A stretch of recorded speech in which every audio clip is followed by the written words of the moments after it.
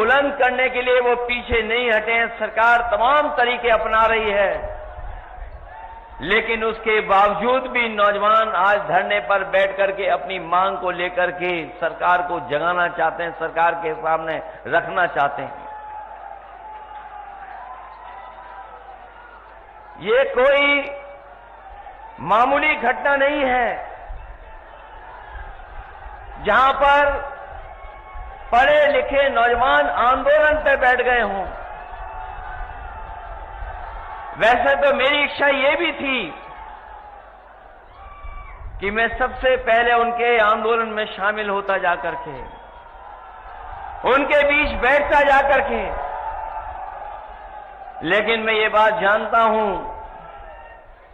बहुत सारे लोग छात्रों का, नौजवानों का आंदोलन को ये भी कहते थे कि राजनीति से प्रेरित है, इसलिए उस आंदोलन में नहीं गया। लेकिन मैं इस मंच के माध्यम से उनको बधाई भी देना चाहता हूं और उनका समर्थन भी करना चाहता हूं कि उनकी मांग जायज है।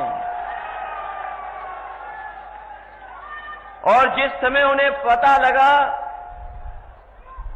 कि कहीं ऐसा ना हो कि आंदोलन में मैं भी शामिल हो जाऊं जाकर के,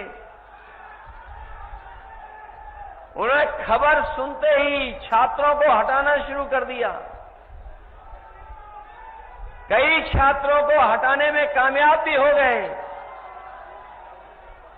जो हमारी बेटियां, बहनें बैठी थीं, उनको बिना महिला पुलिस के लोग उठाने लगे जाकर के, और जो नौजवान थे वो सादी वर्दी में पहुंच करके उठाने लगे। इस कायराना व्यवहार के लिए मैं सरकार की निंदा करता हूं। इस लोकतंत्र में इससे ज्यादा शर्मनाक घटना और कोई नहीं हो सकती जो प्रयागराज में, इलाहाबाद में इन्होंने छात्रों के साथ किया है, और जो ये नौजवान धरने पर बैठे अपनी मांग को लेकर के। ये वही सरकार के लोग हैं जो लोग ये कहते हैं कि 1 नेशन 1 इलेक्शन। ये सरकार वो है जो कहती है 1 नेशन 1 इलेक्शन। लेकिन सोचिए उत्तर प्रदेश में एक चुनाव नहीं करा पा रहे हैं। चुनाव तो छोड़िए, जो हमारे छात्र नौजवान हैं उनकी परीक्षा भी नहीं करवा पा रहे हैं। जो लोग कहते हैं एक इलेक्शन पूरे देश में एक साथ हो जाए, वो हमारे नौजवानों की परीक्षा भी नहीं करा पा रहे हैं। लेकिन हम जानते हैं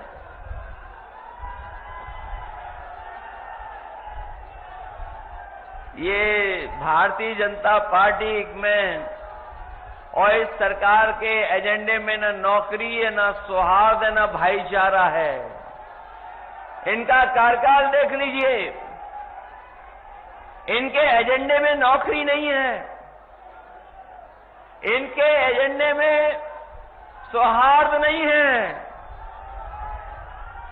और अभी तक तो न जाने कितने हम लोगों ने घटनाएं देखी होंगी जहां पर इन्होंने युवाओं के भविष्य का धोखा करने का काम किया है। जिस समय लोकसभा का चुनाव था, आपको याद होगा,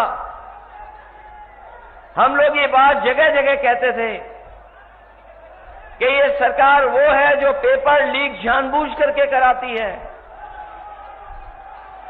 और पेपर लीक इसलिए सरकार कराती थी क्योंकि नौकरी इनके एजेंडे में नहीं थी। और उसी का परिणाम ये है कि इन्होंने नौजवानों को नौकरी नहीं दी, उनका भविष्य अंधकार में धकेलने का काम कर रहे हैं। ये भारतीय जनता पार्टी का इतिहास बन गया है कि अगर पेपर लीक होगा तो उसमें भाजपा के लोग शामिल हैं। पेपर लीक में